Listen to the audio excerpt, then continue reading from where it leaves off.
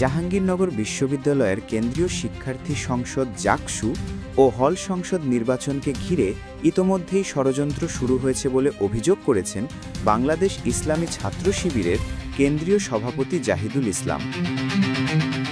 11 September বৃহস্পতিবার রাতে সংগঠনের ফেসবুক পেজে এক বার্তায় তিনি এ অভিযোগ করেন।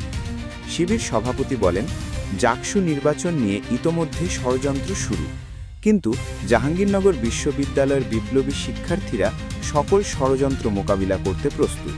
হাসবুনাল্লাহ।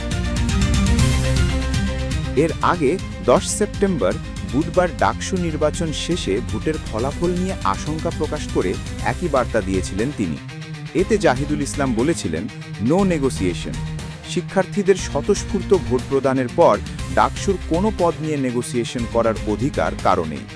বিশ্ববিদ্যালয় প্রশাসন, কোনো রাজনৈতিক দল, মন্ত্রীপাড়ার কোনো উপদেষ্টা কিংবা প্রধান উপদেষ্টার কারণে এই ম্যান্ডেট কেবলই ঢাকা বিশ্ববিদ্যালয়ের শিক্ষার্থীদের। এবার জাকসু নির্বাচন নিয়ে ষড়যন্ত্র হচ্ছে বলে অভিযোগ করলেন শিবির সভাপতি। প্রসঙ্গত, দীর্ঘ 32 বছর পর আজ 11 সেপ্টেম্বর জাহাঙ্গীরনগর বিশ্ববিদ্যালয়ের কেন্দ্রীয় শিক্ষার্থী সংসদ জাকসু ও হল সংসদ নির্বাচন অনুষ্ঠিত হতে চলেছে। বিশ্ববিদ্যালয় প্রশাসনের সার্বিক সহযোগিতায় জাকসু নির্বাচন কমিশন নির্বাচনের সব ধরনের প্রস্তুতি সম্পন্ন করেছে। আজ সকাল 9টা থেকে বিকেল 5টা পর্যন্ত বিশ্ববিদ্যালয়ের ছাত্রদের 11টি এবং ছাত্রীদের 10টি হলে একযোগে বিরতিহীনভাবে ভোট গ্রহণ চলছে।